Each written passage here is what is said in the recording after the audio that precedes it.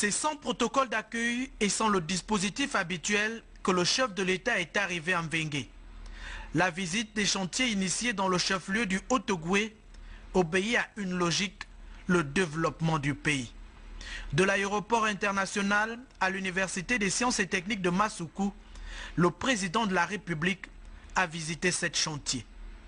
Sur le site de Mvengue, le chef de l'État a touché du doigt la réalité de l'édifice en construction. Le passage des gens qui viennent à l'aéroport, c'est là parce qu'ils prennent l'ascenseur. Il y a un ascenseur qui les amène ici pour côté accompagnateur et départ. Voilà. Donc il y a deux ascenseurs. Voilà.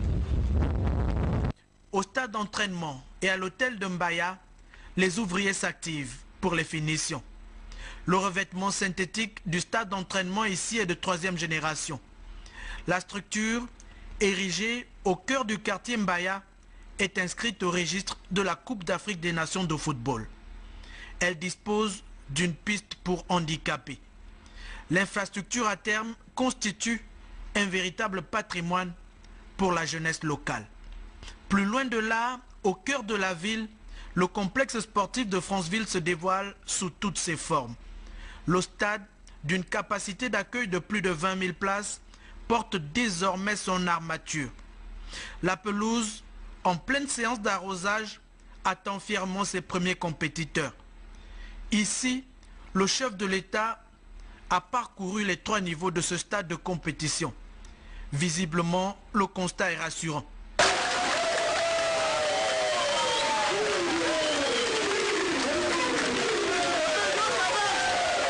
L'infrastructure répond bien aux normes requises par les instances internationales de football. Elle s'offre aux populations locales comme un facteur exponentiel d'emploi et de développement. La visite de chantier s'inscrit dans le programme de politique urbaine du chef de l'État. Une politique ambitieuse de développement. La concrétisation du projet de l'hôtel de Franceville en est la parfaite illustration. D'une capacité d'accueil de 100 chambres, à terme, le chantier, visité par le numéro 1 de la République, dispose d'une structure préfabriquée. Entièrement montée sur place, elle devrait être prête à l'emploi en décembre prochain. Sur le site du Lekoni Palace en réfection, les attentes de l'édifice.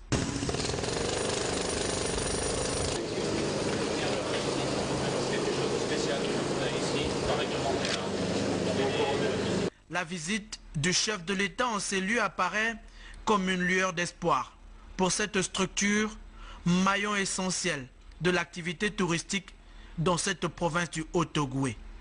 À terme, la rénovation de l'hôtel devrait donc offrir 92 chambres supplémentaires au comité d'organisation de la prochaine Coupe d'Afrique des Nations de football. La stratégie de développement du chef de l'État dans cette partie du pays inclut également le secteur de la santé et le centre hospitalier régional à Missa-Bongo. Il fallait que 5 postes soient opérationnels à l'ouverture. Et c'est ce qui a été fait. Ça a été commandé par le ministère de la Santé. Nous attendons la livraison de ces équipements au mois de septembre, une fois ces équipements, ce pavillon est déjà livré. Ici, nous sommes donc dans la salle d'attente et la salle de traitement, la salle de soins, c'est à l'arrière du bâtiment. Les travaux engagés ici, au cœur d'un programme national de modernisation, devraient permettre l'accessibilité du plus grand nombre de Gabonais aux soins de qualité.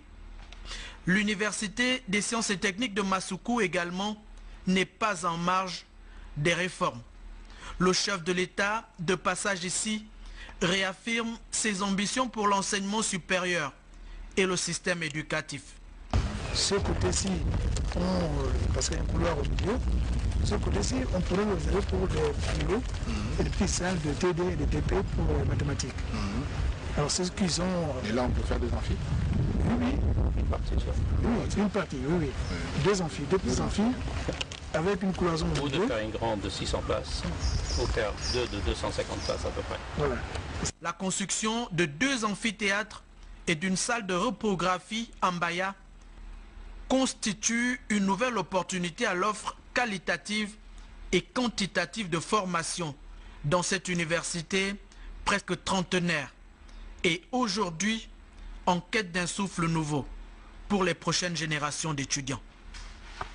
L'image parle d'elle-même, être sur le terrain pour vivre les réalités auxquelles sont confrontés les Gabonais, être sur le terrain pour suivre les évolutions des chantiers initiés par la politique de l'émergence, c'est toute une philosophie pour le chef de l'État. Dans son premier discours, en sa qualité de chef de l'État, il le dit haut et fort aux Gabonais, il ne ménagera aucun effort pour être proche d'eux et vivre avec eux les évolutions. Vous attendez de moi une constance dans l'action en faveur de la réalisation de nos objectifs de développement. Vous voulez voir ma parole se matérialiser sur le terrain. Nous pouvons nous réjouir, sans triomphalisme aucun, d'avoir lancé de nombreux chantiers dans plusieurs secteurs. La route, l'énergie, l'éducation, la formation professionnelle, la protection sociale, la protection de l'environnement, l'industrialisation des filières bois et mines, ainsi que la diplomatie. Je mesure donc chaque jour votre impatience qui traduit les difficultés auxquelles vous êtes confrontés. Ainsi, je ne ménagerai aucun effort pour que tous les problèmes qui minent vos vies trouvent rapidement des solutions. Être sur le terrain pour le chef de l'État, c'est donc le meilleur moyen possible d'être au fait de ce qui se passe et ne pas seulement se contenter des rapports techniques. Le tour des grands chantiers de cette semaine procède alors de cette vision du chef de l'État. En quelques mois seulement de la dernière visite, et hormis toutes les autres occasions de terrain, le président de la République confirme sa détermination à garantir le bien-être des Gabonais et à conduire le pays à son rythme vers son développement véritable. Ici, il faut bien lire qu'il ne s'agit pas seulement des chantiers consécutifs à la Coupe d'Afrique des Nations de football que notre pays prépare, il est bien question de tous les chantiers de développement dans les grands domaines que sont la route, l'éducation, la santé, l'agriculture, bref, tout ce qui participe au bien-être des populations et pour lesquels les Gabonais interpellent tous les jours qui passent le chef de l'État. Être sur le terrain, le président de la République a le temps de déviser directement avec les techniciens des chantiers, mais aussi avec les populations pour avoir une idée précise de leurs appréciations des actions entreprises. Le périple présidentiel à l'intérieur du pays, lors des conseils des ministres délocalisés, tire ici leur importance. L'estuaire, le Haut-Ogooué, le Goué maritime sont les premières régions cette semaine et fidèle à sa philosophie, le chef de l'État va continuer dans les autres provinces. Il est bien convaincu que la réussite pratique de son action est à ce prix.